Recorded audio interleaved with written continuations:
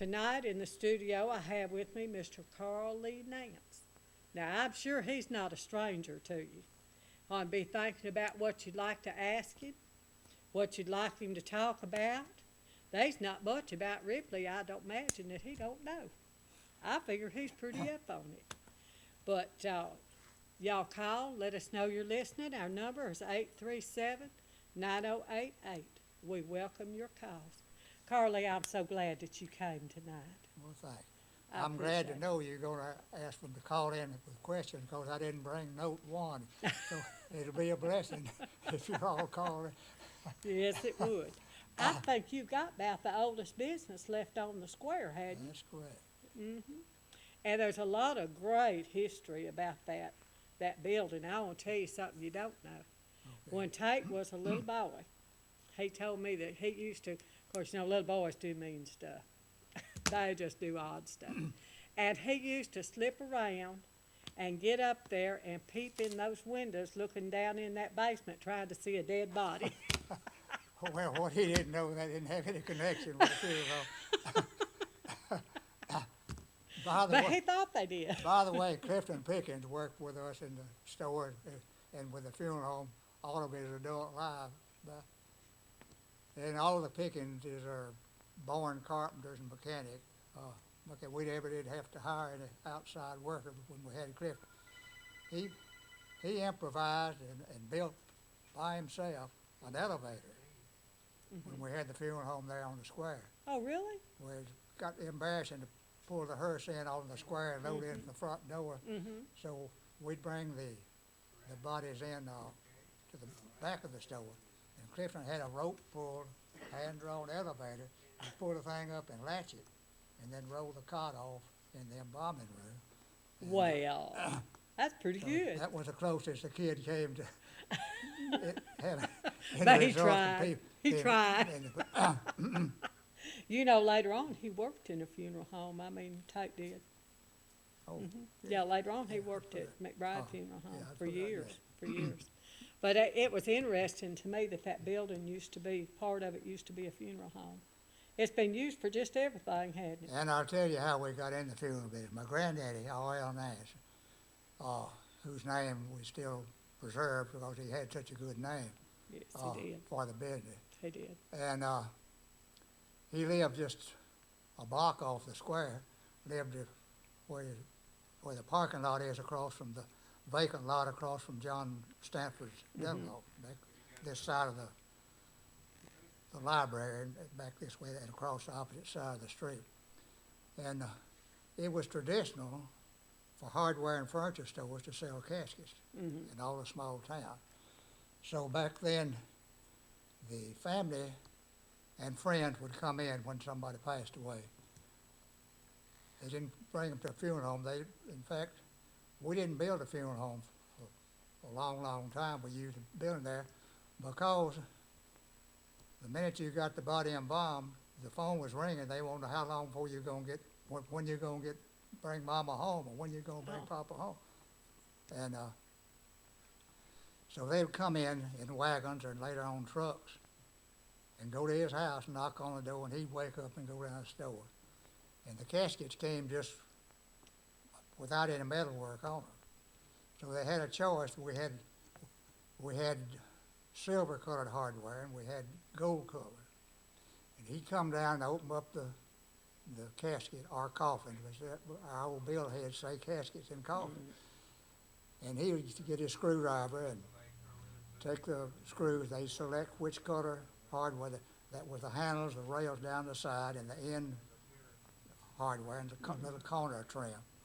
And put it on. They'd put the casket on the wagon or in the back of the truck and go back home. And then if there's a woman, the women would bathe and bury the body, and man the opposite. And then that morphed into the funeral home. When I was a little kid, I'd ride with my mother and daddy. We'd go to Corinth, and he'd talk to Bob McPeter, who was head of McPeter's funeral, and get his ideas, and we'd go around to New Albany and park out there, the man who had the funeral home there. And when we started writing burial policy, we started out at first writing through McPeter's funeral home. And then we later organized our own barrel association and wrote our own policy. But that's how it started in that way. As to the start of the business, it didn't start with R.L. Nance. He had been a school teacher, and he'd been county treasurer for one term. And when he married Finch Ray, my great-grandfather, when R.L. Nance married Finch Ray's daughter, Ethel, sooner or later they became partners in the business. And it started in the collegiate. Finch Ray had a leather tannery and a saddle shop. And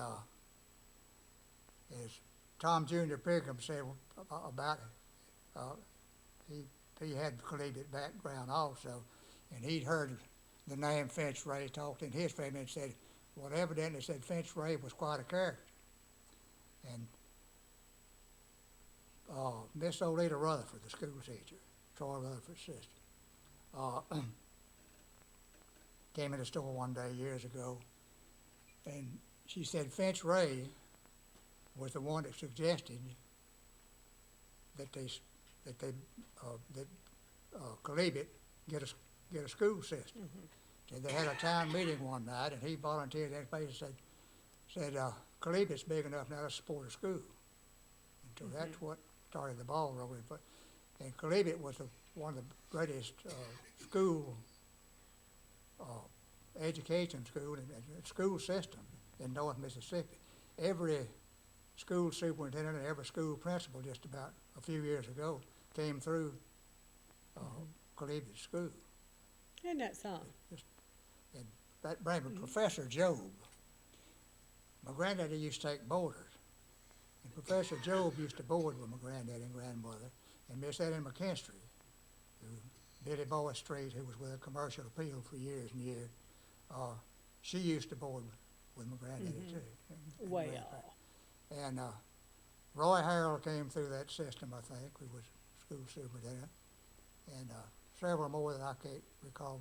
By the way, Oscar Shannon went to collegiate, and what Lee Allen probably doesn't know, or I may have told him, a time or two, collegiate played Mississippi State football. That is. And collegiate had Oscar Shannon, and they had one of the Jeffrey boys, and he was about 6'4", I'd say, and 200 something pounds. B. Brannigan played with him, as I recall. That big back that And then Oscar Shannon went on later to play with Mississippi State. And Uncle Will Clemmer married Finch Ray's other daughter, Bessie, and that's Ruth Dickerson, Ruth Clemmer Dickerson's mother. Oh. And we used to have Uncle Jim Ray, that's Finch Ray's son, and a brother to Miss R.L. Nance. Every year when his birthday came around, Zool Hudson Ray, married Uncle Jim, would have us all up for birthday dinner. And we go down to Cleveland. They live just on the hill above Cleveland Spring. And we go down there to the big rock down there with the spring, and Uncle Will said, this is where our school, Cleveland School, where we used to debate. He said, I had to stand on this rock in the debating class, and that was part of the curriculum required that you had to make that. But I've strayed from the history of the business in Ripley. I better get back off of this. Anyhow, Well, it's that starts us interesting. on that. Very interesting. that was a joy. Yes, very interesting. Now, I never knew that collegiate played Ole Miss. I didn't yeah. know they played Ole Miss either. yeah, Oscar I don't know Shannon, anything about Oscar Shannon told me that. I knew And he he, played for Mississippi he State. played with them against them, I think, then played for them later on, I think. And I'm not sure whether Cleveland won or not. They might have, but back then.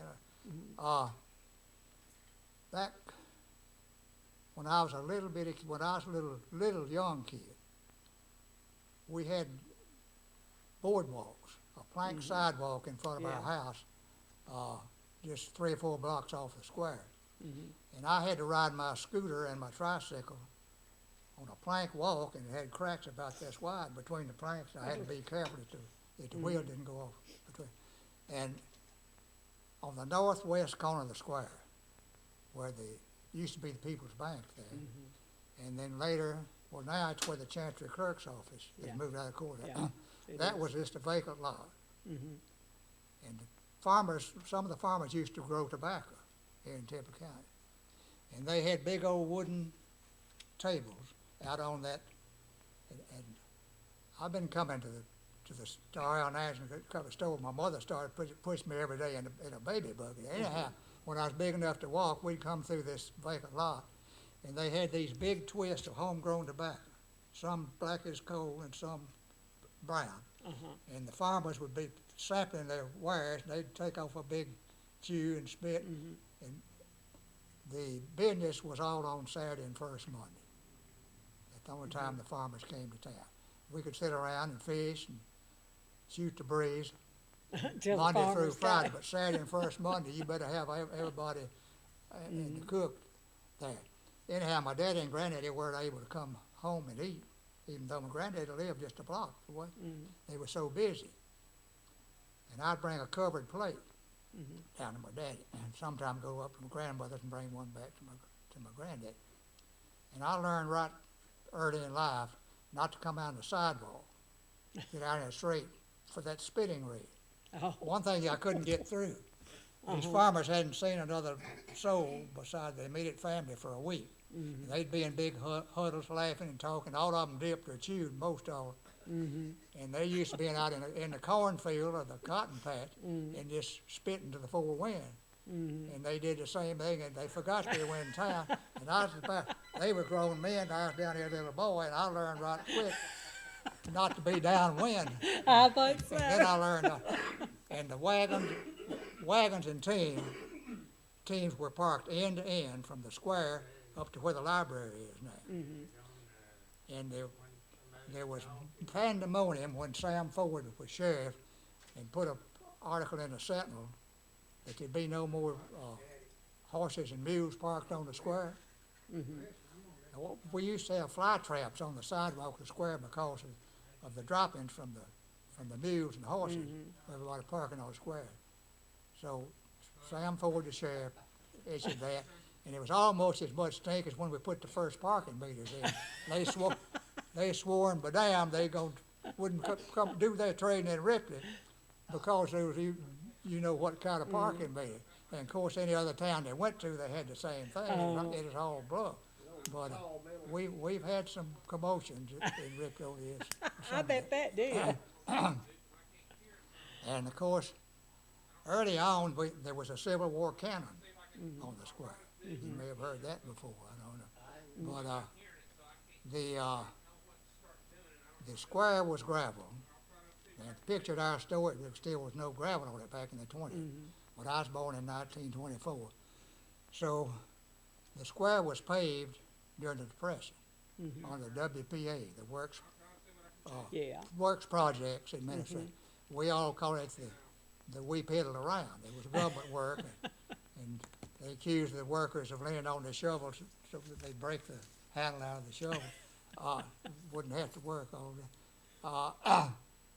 I was in the 5th grade when they paved the square, and Mr. Simon Finger said it would break Ripley. He was vehemently against paving the square because of the cost, and he might have been right if it hadn't been done through this government program, Roosevelt's government program. But anyhow, the reason I know I was in the 5th grade, Miss Elizabeth Day decided I deserved to be promoted skipper grade. So I went up to 6th grade a few days before I went in there fishing. And it was a stroke of genius, stroke of luck for me because Virginia Aldridge was in the 6th grade and I was behind the 5th, a year younger. So I'm sure I never would have married Virginia Aldridge if they hadn't put me up in the 6th grade. Because you just don't usually marry a girl, you know. Anyhow, the reason I know it was 5th and 6th grade, they had melted tar to asphalt the square. And these other boys, a grade ahead of me, I was a new kid on the block, and they were initiating me, so to speak. And they'd chew up big wads of that tar and slap me up the side of the head and push that in my hand, and they'd make wads out and throw it at me. And take their pencil and hit me on the ear and all kinds. I had to, and my mother had taught me just to ignore that stuff. I mean, pay no attention to it, and they quit. It didn't work on these boys. I bet it didn't. I bet it didn't. But, and the bypass that goes through the underpass now around Ripley down, it was built about 1940 or 41, because we graduated in 41. And they had before it was completed, it was just red clay. Early road, we had a street dance there one night under the underpass on this red clay, so I know that's when it was. We getting a call? Yeah, getting some phone calls. People Hey, listening. they want to get me off of Oh, this. no, they're Back on the interested. truck. No, you're doing fine. Yes. The picture that I brought here on the front, right here. Can you show that picture? The one on this foreground of with the Mustang, that's my granddaddy R.L. Nance. And the one in the center is Marshall Bennett. Marshall Bennett, he's kin to the Pilgrim. And he was a local blacksmith. He was down South Commerce where Kopinski's restaurant was, down along there. And the one over on the other end is Hugh Patterson. I don't know anything about him. The one on the back behind my granddaddy, that's Mr. Ellis Finger. And of course, everybody knows he had where Freeman's building material is now. He owned that, and then up on the square, on the northeast corner of the square. The next man there, next to Ellis Finger, is another Nance. I don't know anything about him except his name was Mark Nance, and I understand he had the first ice house in Ripley. The next man over toward this end is Mr. Ramsey Nance. He had a wholesale dry goods business next to where Malden. What? Is that Lottie Nance' husband? You remember Miss Lottie? No, that's Charlie Nance. He had I'll get to that. You remind me if I don't. I'm sorry. Ramsey Nance had a wholesale dry goods business up about next to Malden's jewelry. And then the one on this end is Tom Jameson. He hails from Cleveland area. And he had a hardware store about where Firestone Place is now. Now Charlie Nance had the drugstore where the where Tippah Wholesale had their office. The next door up was Nam's drugstore, and he married Lottie Parks, and she was a first cousin to my daddy, Carl Nam.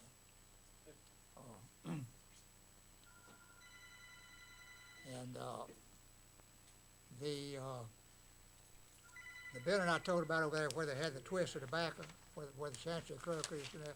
Later on, that was Emmett Street. He had a little business there, and then Johnny and Effie Yancey had a cafe there. And Wayne Wilbanks called in, and he wants to know about the old ice house.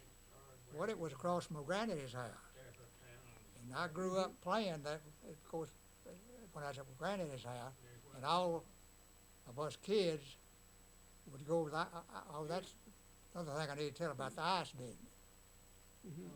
Where they sawed the ice that would make shavings, we called it snow.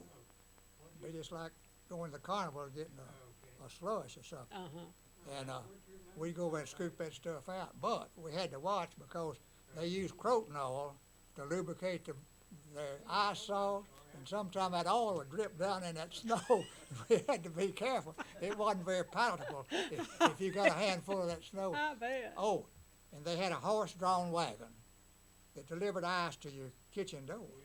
Oh, And you had a sign, you turned it where you wanted 50 pounds, or 25 pounds, or whatever. You turned it where the ice maker said. They had straw in the bottom of the horse-drawn wagon.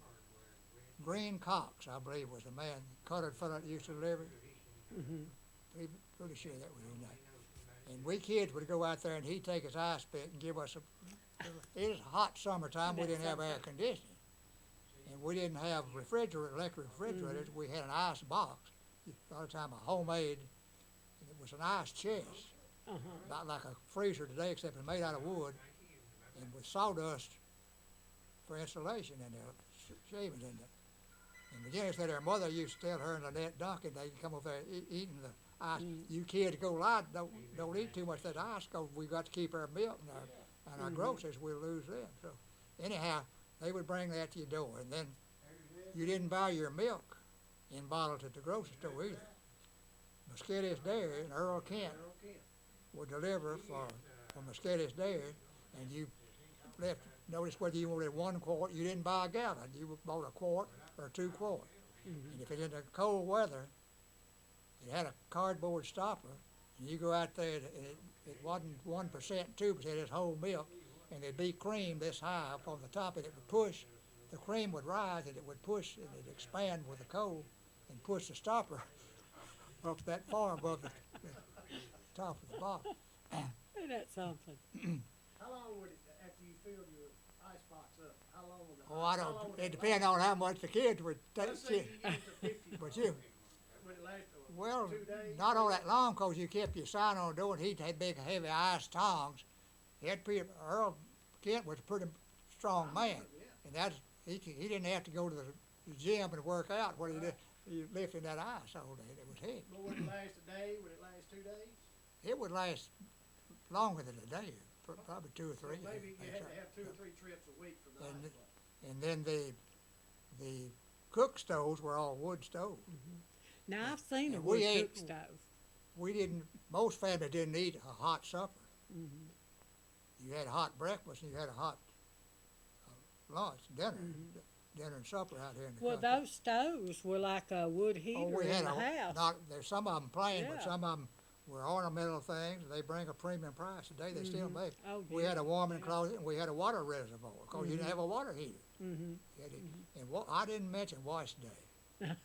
I don't know how the women survived, especially the ones that had 12, 15 kids. Wash day came, that was Monday. You had a big iron pot and built a fire on the pot. You had a punch stick. Remember Bill Hurt, he used to be an ice man. Do you remember Bill Hurt? Bill Hurt. Uh-huh. He was an ice man, they said. Somebody called in that knew Oh. Bill Hurt. I don't remember the name. Don't remember him? We need to break for a commercial. Well, let me come up for air. and thank you They've for- come up for air, Where- yes. Buzz me, Miss Blue. Where were we? We're doing good, doing good. Welcome you back to Little Corner. We're so glad you're with us. If you've just tuned in, we are here in the studio with Carl Lee Nance. I think if you live in Tippah County, you probably know him. You've seen him one time or another. And we're talking about old times in Ripley. We've been talking about old cook stoves and how they used to tote the wood up and build a fire in the stove. And they had I remember they had a big old pot set down in it that they heated their water in. And I've seen a wood stove. Now, some of this other stuff I ain't never seen. But go ahead and tell us about the pot lick. I'd mentioned a while ago about the wash day on the black iron pot. And then actually the women survived that. Tuesday was ironing day. And way back, the irons wouldn't have been electric. It'd been a sad iron, in the fireplace. And this is with no air conditioner. That's Yes. correct. I believe I'd iron Air outside. conditioners, home air conditioners didn't hit the scene till 1954. I got that by That one too. our warranty record book. They talk about global warming. We had in May when we had to run on air conditioning. They had them in hospitals and a few restaurants in the cities and theaters. We go to the theater in Memphis in August and come out and had to ride on a gravel road all the way back to Ripley. Anyhow, back to the wood cook stove. Not many people ate hot supper because they had to, if it's in the summertime, and now in the winter they might, because you got the warmth of that stove. But in the summer months, most people didn't build up, heat their kitchen again. And including my family. A lot of sandwiches and soup and so forth. And my granddad's house, I stayed there, they were light eaters to start with. And they didn't build up a fire at night. So one night I was staying with him, and my grandmother said, "Carly, would you like some good cold pot liquor and cornbread?" And of course, I'd rather taken a liquor, but if that's all that's on the table, that's how I learned to eat and later on to like cold pot liquor and cornbread. Well, now for these young folks, tell them what that is. Well, that's the water off when you cook turnip greens. That's and you've eaten all the greens. That's what's left. That's what's And you left. stretch, it's like watering the soup in a bad business year. You stretch that by putting cornbread in it. And a lot of people grew up with for supper with just milk and cornbread. A lot of people really. I never did like cornbread and sweet milk. Cornbread and buttermilk's hard to beat. It's good as dessert. Yes, it is. Yes, it is. That's what he said, he just like. It is. It is. And Virginia's family, Red Aldridge and his family, Red had to have hot meals. He's like Barnum and Taft. He had to have a hot meal 3 times a day. So I was very, very glad to be invited to their house at But supper. did it not make the house so hot you couldn't sleep? What now? Would it not make the house so hot you couldn't Oh, it sleep? not, but the house was so hot you couldn't sleep anyhow Oh. back then. I said, many a night we sprinkled the sheets. And I have gotten in the bathtub, For being so hot. not to sleep, but just to cool off. Get cooled It's so off. hot. Some of Get it's cooled 105, 106. The day Carl was born in 1952, and he was born June the 15th in Memphis. And Virginia's sister Kat and I went to Memphis that morning, and we hung out in drugstores and restaurants all day long. It was 100 degrees flat to survive, just drinking tea and Coca-Cola and so forth. The next day it went to 102. The next day it went to 103. It wound up going up to 106. And when we brought that baby home, the women had come up to see the new baby and asked me, "What, you don't have a booties on that baby's feet?" You don't have? She said, "The doctor told me just to put a diaper on him, nothing else, to keep the heat rash down." That's how hot it was. The next year was the same way. We sold air conditioner, room air conditioners as fast as we could get them in. Those 2 years in You succession. sold yourself the first one, I bet. No, when we got back with that baby, we didn't have one, and then we'd take him over to my mother and daddy's house. They had one, and not long after that, I got me one of them scutters too. I remember when my first child was born, we lived out in the, we lived in Alcorn County, but we lived out in the woods and we didn't have a fan. I remember just sitting for hours with a piece of cardboard and just fanning that child. When it's something to go to church or go to a funeral, in the funeral homes, we all gave out hand fans with our advertisement on it. I believe I've got one of them at the house. It's good to I don't kill know. flies with it too, and wash these old country churches. Well, A lot of that's times right. we go into the country church to hold a funeral, and we'd have to take wash spray in there and spray before we could, and then open up the doors and windows before we could bring the family in. Or it just covered up. In the spring, you know, the first warm day, yeah. and they were just coming out of hibernation. It was a sight. But I remember back in those days when I was young, and now this was before that, you didn't have to lock stuff down like you do now. We never I mean- locked. We never. Nobody bothered We anybody. never took the key out of the car. We didn't lock the screen door, and we parked our cars on the square, and left the keys in them. And that's another thing back then. The only time the young people on the singles who lived on the farm got to see a member of the opposite sex, except at church on Sunday, was when they came to Ripley on Saturday and first morning. So they'd walk the square in hopes of beating a Just walk. likely member of the opposite sex. And when they coupled up, they would sit. It's just known procedure. They'd sit out in your car, in the vacant cars out front. And we knew it's just a common thing. What my daddy would say, we'd go out and be a couple, and sometime one in the front seat and one in the couple in the back seat. Say, "Well, I'm sorry, I'm gonna have to trouble you for my car." That's what it was just common custom. and they'd have the singing conventions, and Hugh Clayton always emceed the singing convention up at the courthouse, the big loudspeaker. All the family groups that sang, real good singers, would come up there from Ripley, all over Tippah County and Reddish County too. Anyhow, we'd sit down in the cars and listen to that too.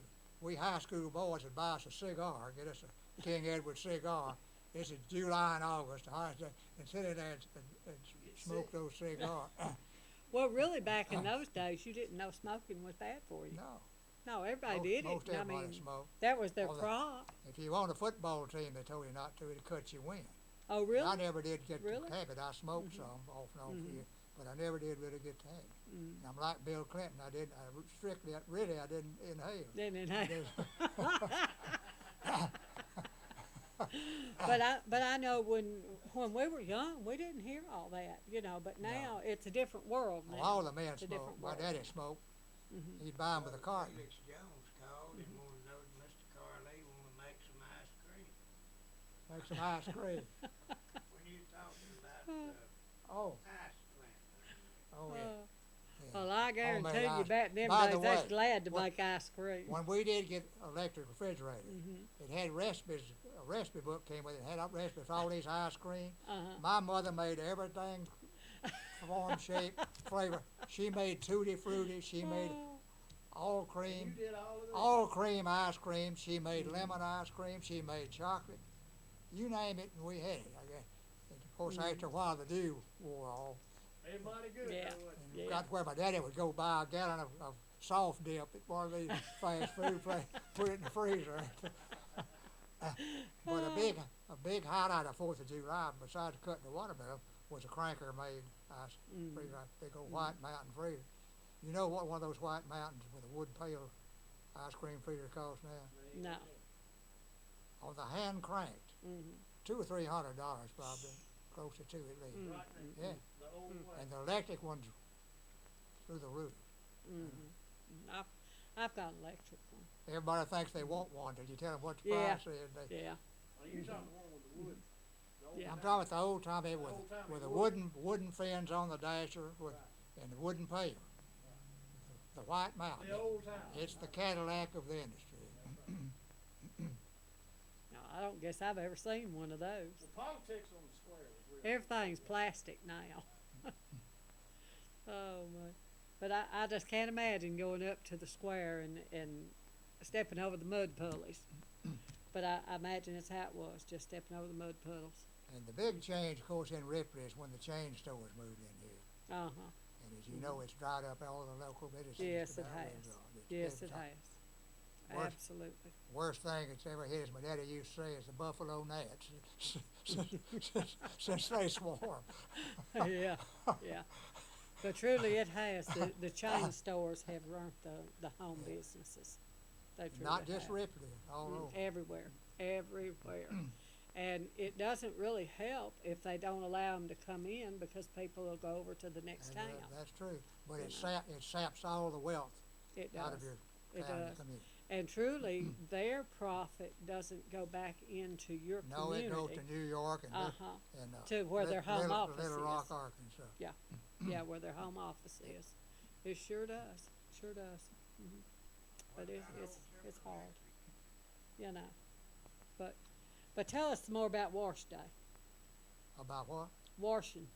How the ladies washed. Oh. Y'all, you don't know how much to appreciate Well, I didn't mention. your electric washer and dryer. Oh, the first thing was the ringer type. Good Oh, Lord, yes. women thought they died and gone to heaven when they got a ringer type. And Well, I tell you, if they ever got their hair hung in that ringer, they thought they was going.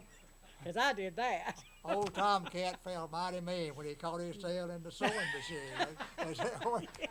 With the washing machine. Oh, yes. He's moving on.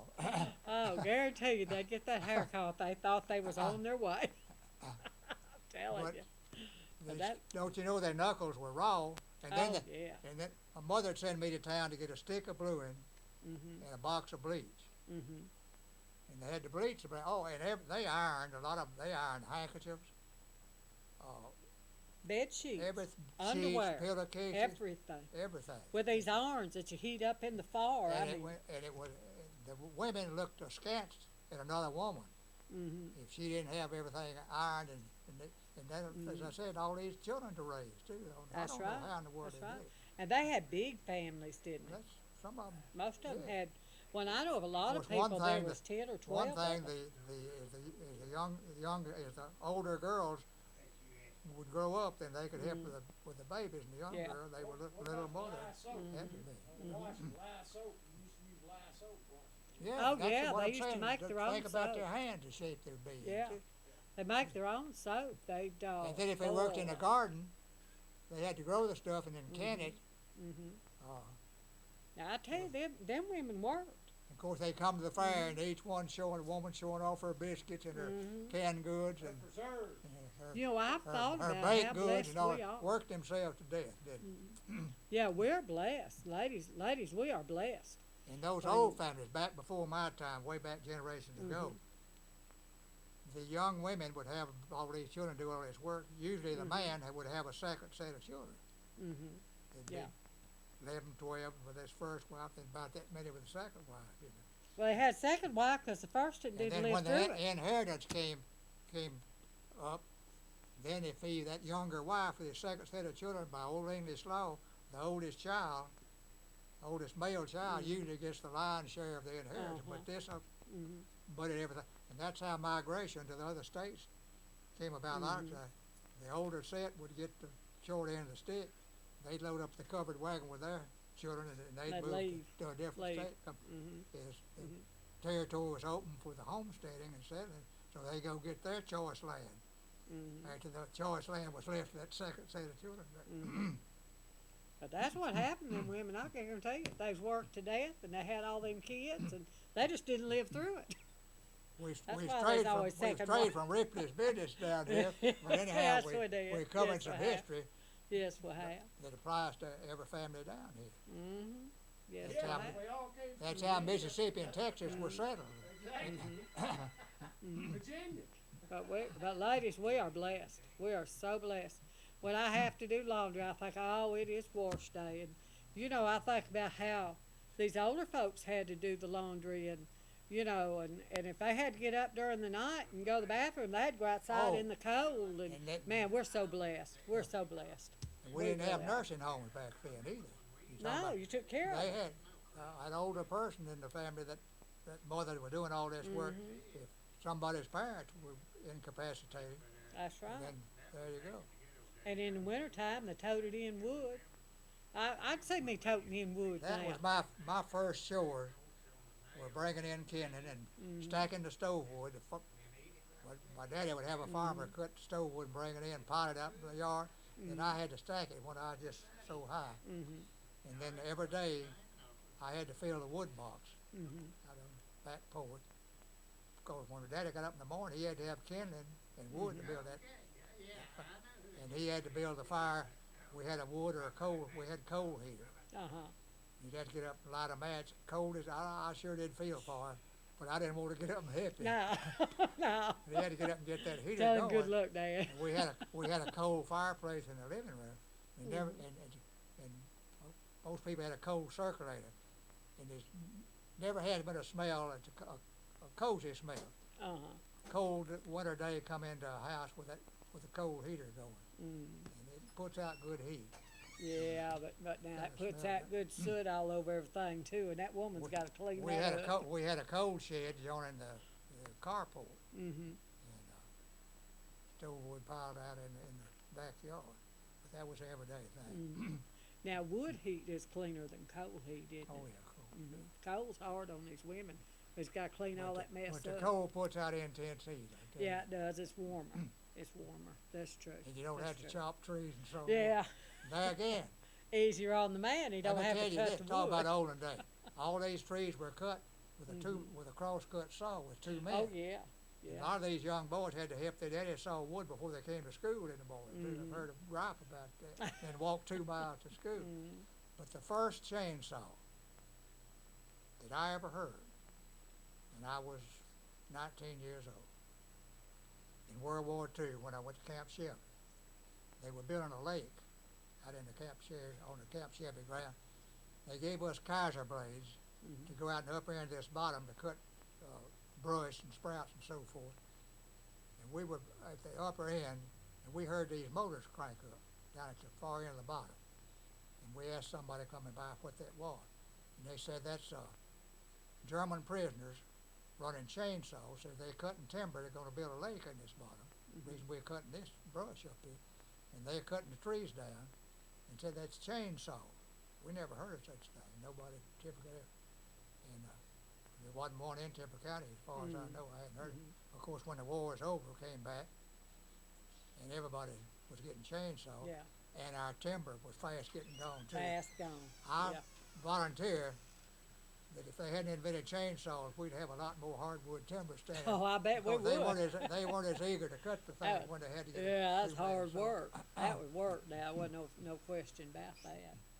And you know, some of these women, if there wasn't no sun, some of these women would be on one end of that chainsaw, that chain thing, that cross cut.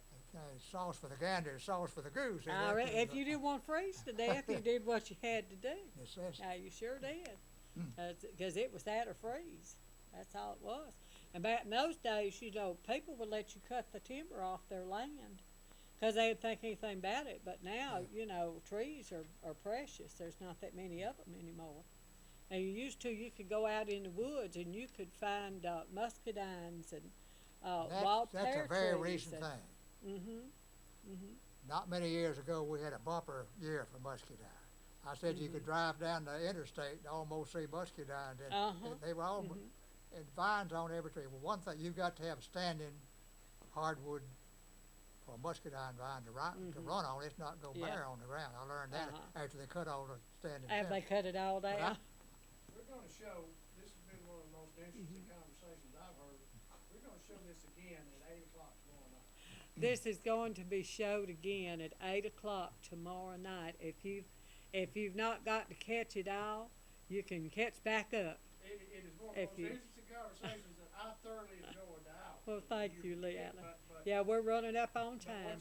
what we wanna do is re-show this. It'll be taped, it won't be live, Uh-huh. but we'll re-show it at 8 o'clock tomorrow night. This program will Thank be you. That's the shown best again. compliment I could have Well, hoped for. let me tell you what, it's one of the greatest conversations, I have thoroughly enjoyed sitting here listening to Well, you. thank you. I've I enjoyed. always have, but tonight you just hit on some old things, and it's just a great conversation. As I told the doctor when he did put a pacemaker in, I hope you all have enjoyed this as much as I have, because I've had a ball. Well, I'm gonna tell you what, you just remember to watch it tomorrow night on TV 19 at 8 o'clock. We're gonna re-show this. Okay. It'll just be a repeat, but great conversation. Y'all remember this program will be Well, repeated at 8 it was o'clock off the cuff. It tomorrow wasn't night. scripted, Well, was maybe that's why it was so good. Somebody called in and wanted to know before we go off. Somebody wanted to know when Tippah County got Tippah Electric, when electricity Well, it came used to to be, Tippah County. when I was a kid, it was the Ripley Light Company. And I think Juice Gurney back then was the guiding light of that. And I think I'm correct when I say it's over there next where the ice plant was. I think it's there right across from my granddaddy's house, the reason I remember it so well. Now, what year, I don't know. As I said, I was born in 24, and this would have been in probably about in the early 30s, about 1930. I remember pretty far back, pretty well, a lot of this stuff. So it was around 1930 when the election. Some were the late 20s or early 30s, yeah, I would say. Yeah. So, see, we got rural electrification all up in the 40s, in about 40. Yeah. Yeah, when I was a teenager, I'd be driving to Benton County going hunting, and there was just lamp lights in every window. I'd be going before daylight, all out Highway 4. And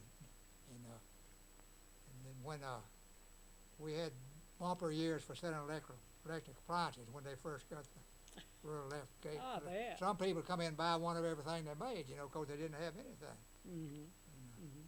We didn't have any sense. We wanted to sell so bad on that lump sale. We'd make what we should have been making off one appliance just to get that sale of 4 or 5 or 6 appliances at one time. But it just, it's amazing when you think about how things have changed. It's just amazing.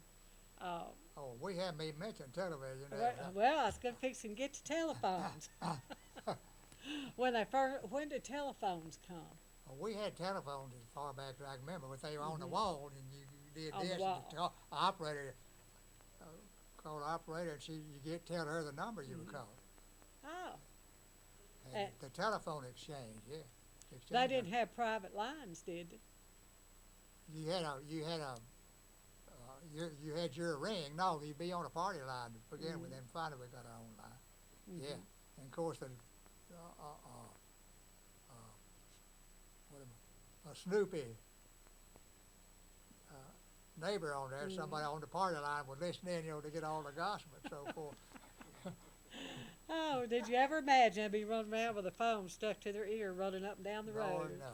Isn't that amazing? And I never imagined there wouldn't be a woman in the United States that knew how to crank a car without putting the telephone to her left ear. I said that That's the truth. that's pretty soon the ignition won't work on an American-built car for a female. Particularly, some of the men are as bad, but if you can find a woman driving a car without a telephone to Oh, her, a young person. it's a young rare person. duck. I'll tell you. Yes, that. young person. And I don't believe they know that much to tell. Do you? No, and they're not paying by the minute like we do. I'm telling you, they gotta be on contract. They'll buy a high-priced ticket to a sporting event and sit there the whole time fiddling with a dang little With a button, telephone. playing with a That's little the truth. electronic game or talking on the phone with her. Yeah, that's the truth. That's the truth. But that's a far stretch from back when you had to ring it up on the wall, wasn't it? Yeah, you better believe A it. far And stretch. as you know, the research shows that driving with that phone to your ear is just as hazardous It's as dangerous. DUI. It's dangerous. It really is. It's dangerous. If you just got a passenger in your car, I've seen this with myself. If you talking with somebody in the car, that's a distraction from your driving. I'm a lot It is. better driver It when I'm is. by myself Mhm. than when I'm keeping a conversation going or listening. Yeah. You need 100% We are. fixation and focus on your drive. We are. We sure are. But you know, Carly, it's been so wonderful having you here. Well, thank you. As It's I said, just- I've enjoyed it. It's just like a trip to the past. It is. It's like a trip to the past. When I moved to Ripley, there was another Nance's store on the square That's too. JC. He's kin to you, wasn't he? He's a cousin, but it's fairly cousin. distant. Cousin. We all can, and there's no record of but one Nance ever coming across from England, from Europe. Uh-huh. Well, I remember when we put in a garden. Now this is, I guess, recent to you, long ago to me. He had big old barrels of stuff, and he'd just scoop them seeds up. Had this little measure Oh, yeah, thing, yeah. and would scoop Bulk, those bulk, seeds bulk up. seed. That's why his store was so popular on the seed. People didn't want to buy that prepackaged thing, and they either get a half dozen or else a big quantity. They knew how many rows they had and how long they were and what it took to plant. And I remember when I went to work on the square, we would walk around to his store and buy a piece of cheese and a piece of Oh bologna and yeah, a pack of many a crackers. farmer ate his lunch. That was good stuff, boy. That was good a stuff. dime's worth of cheese and crackers. Mm-hmm. Jody Street up there for the plate lunch or the fried oysters in the oyster season. Ah, Mr. Jody, September the 1st, of course, a month with R in it, back all the time we ate oysters back then, he'd get his piece of crayon, white crayon like they use on a blackboard, on the sidewalk and write fresh oysters. And when they saw that sign, they'd all hit his, and we had the oyster supper. That was the biggest social event in Ripley. If they had a fundraising thing for a church or a school, they'd throw an oyster supper, and the women would bake pies and cake for dessert, and some of the proceeds would go for whatever the cause was. And some years he was in the basement, there on the northeast corner of the square, up above right next to where JC's store was. By the way, Jody Street's wife was Nance. oh really? You know, And I'd always get chocolate pie for dessert when I didn't have a high chair or youth chair. And the other businessmen could call my daddy Dugan, Doog for short. They'd see me eat my place of oysters. They'd say, "Hey, Doog, buy that boy another dozen oysters." I could probably have just eaten half. And then when I got through chocolate pie was always my dessert, Mhm. and it is to this day. Anytime we had chocolate pie at home, Virginia knew to bake. I mean, had oysters at home. Virginia knew to bake chocolate pie, for me. Uh-huh. And on my birthday too. If it wasn't chocolate cake, it was chocolate pie. Mm. That's something. That It is just it goes with oysters just like bacon and eggs. something. It does. I don't Ham all know. right. I don't know. Oh, I don't know. After about you eat oysters. your oyster, not with the ketchup. Yeah. We have enjoyed so much the last hour with Mr. Carly Nance. If I'd say if you don't know him, you probably don't live in Tippah County. He's been here since before my time, and he remembers things from way back before my time. He owns the hardware store uptown, and it's well known for having things nobody else has. Well known for it. I remember I bought a treadle sewing machine. That's one of my brighter moments. Not that I could run it, but it needed a belt and needles, and he had them. Somebody told me, he said, "Well, go up at Nance's because he'll have them," and he did. He did. By the way, is And, that a treadle sewing machine? Mhm. Well, I've been out, but I got some in now. Got some in. Well, I can't run it anyway. I'm not smart enough to keep that rhythm going. I brought But- some in last week. But if you need something that's unusual or hard to find, check with him. Check with him because he's probably got it. But we have really enjoyed this. This is so good. And if you tuned in the middle, it will be played again tomorrow night at 8 o'clock. We're so glad that you came to Daryl's Little Corner. We're going to be here every Monday from 7 till 8. It's a new program, and we're going to do all kind of different stuff. Sometimes we'll have a special guest. I don't know if we can have anybody better than Carl Lee. I'm telling you, he is good. But you can call in questions. If they're live, now, if it ain't live, I filmed it, you'll know it ain't live. Because I ain't that good a filmer. I'm a remote control filmer. My telephone calls Tony from a remote place, and he tells me which button to push because I am bad. But I enjoy doing it, and sometimes it'll be the filmed interviews. Sometimes we'll walk down memory lane with old photos or old stuff, and we'll discuss old times. Sometimes we'll show home videos. I've got several videos that I plan on using. If you've been on vacation, you filmed your grandchildren or your pets, and you like it showed some of it on television, I don't know how long, but we could show part of it. Maybe you filmed your wedding a long time ago, or maybe yesterday. But something unusual, something special. We really need your videos, or everybody's going to get awful tired of my grandkids. I got a whole stack of them. Everybody gets sick and tired of my grandkids. So be sure and get us some videos or some material that we can show, and we're strictly family oriented. We feature a swap shop every week. If you need to get rid of some kittens or puppies, or if you need to sell something, call in your information and your phone number, and we'll get it on the air. You never know what we're going to do next. We're open to suggestions. If something you'd like to see or somebody you think could be a great guest, give me a call. My number's 223-4257. I'm in the book. It's listed Tate and Daryl Jeter. We're listed in Walnut.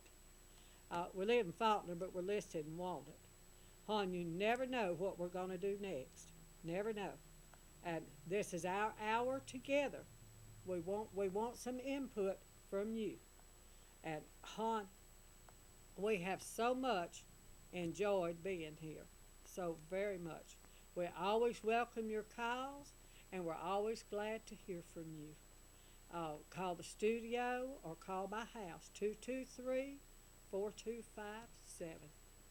And we've got to cut to a commercial, and we'll say good night.